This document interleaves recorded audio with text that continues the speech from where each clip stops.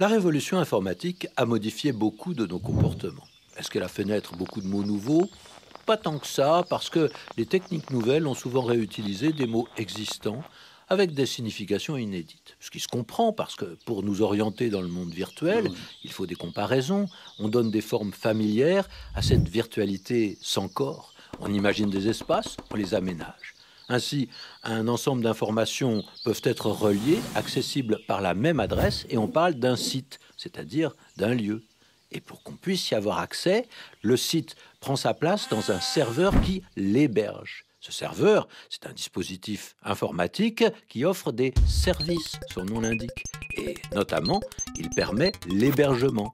Constamment disponible, il s'adapte aux évolutions techniques, il stocke les données informatiques et il héberge le site puisque c'est le mot qu'on emploie. Alors, est-ce que le service est gratuit? Pas toujours. Et là, on voit que cette notion d'hébergement informatique s'écarte du sens de départ de ce mot. Héberger, c'est un verbe ancien, encore tout à fait en usage, qui indique qu'on loge quelqu'un chez soi, en général gratuitement et pour assez peu de temps.